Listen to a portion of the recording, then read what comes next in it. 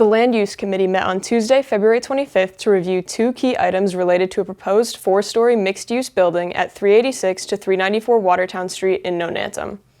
The first item was a request to rezone the property to the mixed-use MU4 district. The second, contingent on the rezoning, was a special permit allowing the developer to add 3 residential units to the 4th floor, increasing the total to 13 units, including 3 affordable units, along with 1 commercial space and 14 parking spaces. During the public hearings, residents voiced mixed opinions. Some opposed the project, citing concerns about overdevelopment and its impact on the village, while others supported the need for more affordable housing and the potential economic benefits. The committee voted to reject both proposals with a 4-4 vote on each item. Both items will still be reviewed and voted on by the full City Council. To watch the full discussion and public hearing, visit newtv.org. Good evening, Madam Chair, members of the council. For the record, my name is Matt Eckel. I'm an attorney with Fletcher Tilton on behalf of the applicant. As mentioned, this project has come before you in many different iterations, and I think the council is very familiar with it. We will do a brief presentation and highlight some of the updates from when we last appeared before you in December, and then happily take any questions and open it up. So what you're seeing on the screen right now is the rendering of the proposed building at 386, and I just corrected it to 390 Watertown Street. So we're on the same page there. This is just the outline of the site. You can see it's kind of an L-shaped parcel fronting on Watertown Street. An aerial view with an arrow pointing to the site, which was previously demolished, the structures that were on there back in, I believe, 2018. This is really the key question. Why MU4? Why this zone change? And as the council, I believe, knows, the MU4 district's unmapped with parcels opting into it voluntarily through a special permit. So that would be the first special permit we need. But the intent of the MU4 is to allow for this kind of development, we believe. This isn't overdevelopment. It's reasonable development that needs a little bit of extra relief, but is appropriate in the right circumstances. And we believe both the history that this project has gone through, who the applicant is, and the reasonableness of the underlying proposal itself and the proposed building is a good fit for the MU4. So it provides the possibility of additional density, but again, requires additional special permits, which safeguards against overdevelopment and really a waterfall of development without any regulation. Just to highlight some of the project features, some of this is the same and some is different. We'll have the 1 commercial space and the 13 home ownership units with 13 affordable. We have the 20-foot pullback in the front, which we had prior. Minimal impact overall to Watertown Street and no change to the building footprint with this. It complies with the Stretch Energy Code, which was adopted in 2024. Again, we talked about some of the Passive House certified requirements and environmentally friendly features and energy efficiency, which makes this a better project and more sustainable in the long term. We'll have EV ready for 10 cars as well as dedicated bike storage. And we did increase our overall bike storage with some additional storage in the basement. And we list out the sizes of the units here. And again, this is just to kind of reiterate the point that this is moderately sized units. We're spanning anywhere from just under 700 square feet to just under 1,100, I believe. 48024 is a request to rezone the parcel from business use 1 to mixed use 4 or MU4. And 480-24 is a special permit with relief to allow a 4-story mixed use building with 13 residential units and 14 parking stalls with parking and dimensional relief.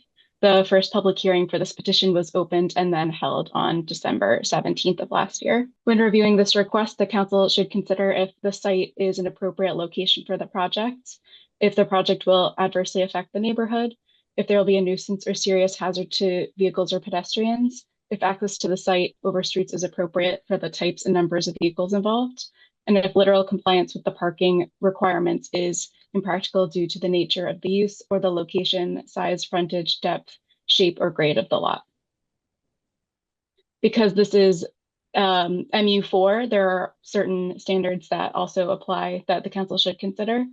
That includes if by allowing a reduced lot area per unit, the proposed density creates a beneficial living environment, does not adversely affect traffic, and better achieves the purposes of the district than strict compliance would.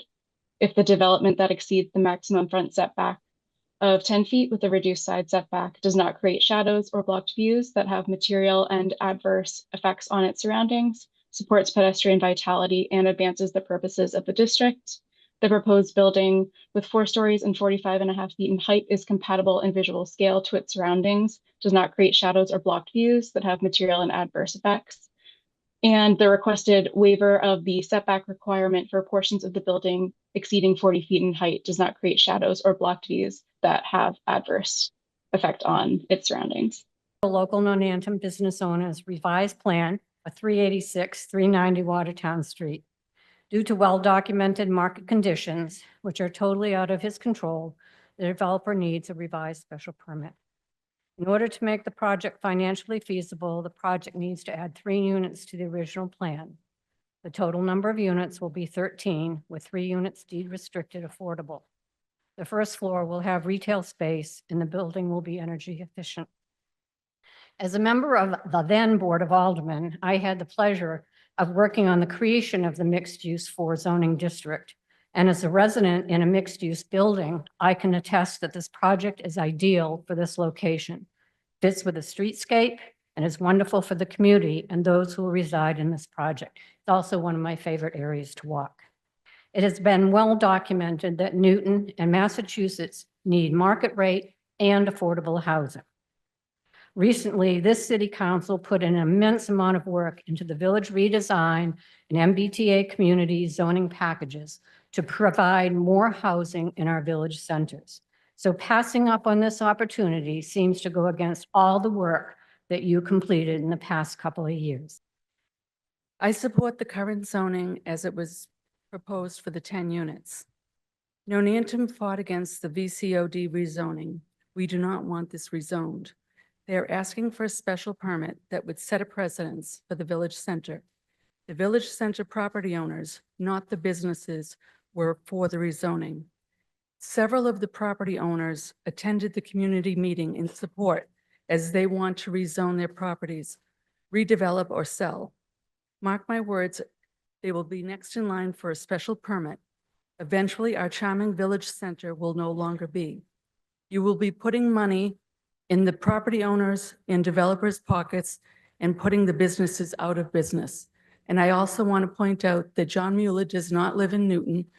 I don't know about the developers, but you're putting money in people outside of Newton's pockets. The entire Watertown Street corridor.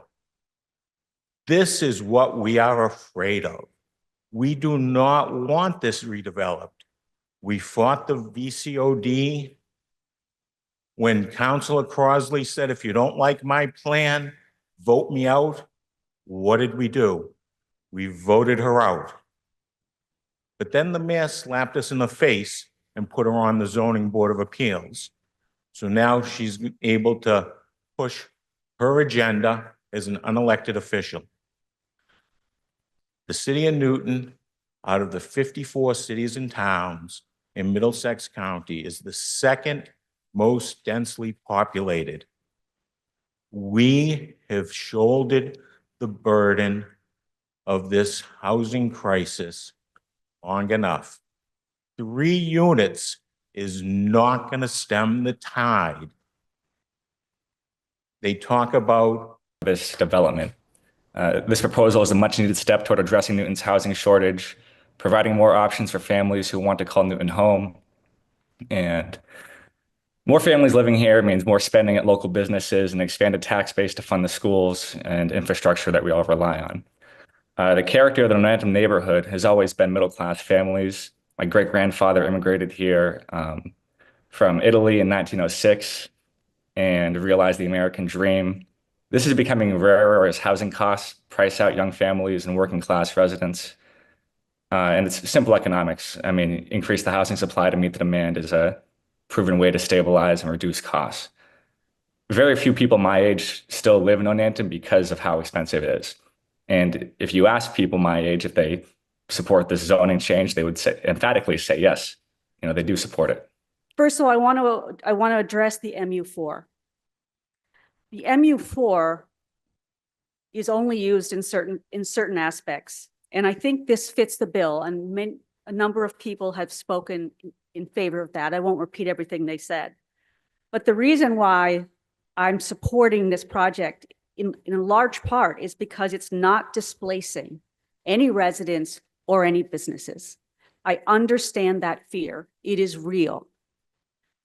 So in this case, with MU4, which always requires a special permit, I think it fits here.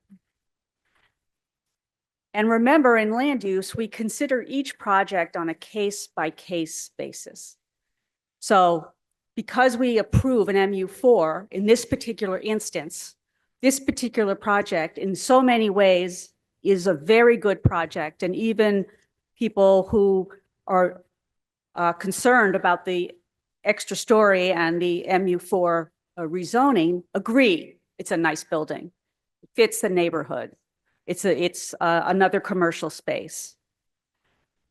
In addressing the housing issues that we have, I think it's so important to look at these infill projects rather than the wholesale demolition, the building of large homes or much larger multifamily. And these are the MU4. The other reason why this is being considered here is because it allows for the much smaller units that would not be allowed by, we actually have size requirements with other zoning, parts of our zoning. And one of the things I did was to try and learn more about the MU4 and why it was first adopted. So I had to go back to 2012 when the MU4 was first created. And unfortunately, either the video of those hearings no longer exist, or maybe they weren't taken, and the audio is poor quality. So we're really left with the written record from those decisions. And I've got in front of me some of the memos from the planning department. One dated September 7th, 2012. One dated September 21st, 2012, all analyzing what the overall purpose is. And it really had a lot to do with Austin Street and trying to make that development possible. But the overall message was they wanted to increase the vitality of a village center. And that meant a pretty large development, because that's the only way you can have a significant impact. And so in the end, Austin Street contributed 68 units to the Newtonville space. The next, and by the way, I urge everyone to read these memos. They were circulated to the committee.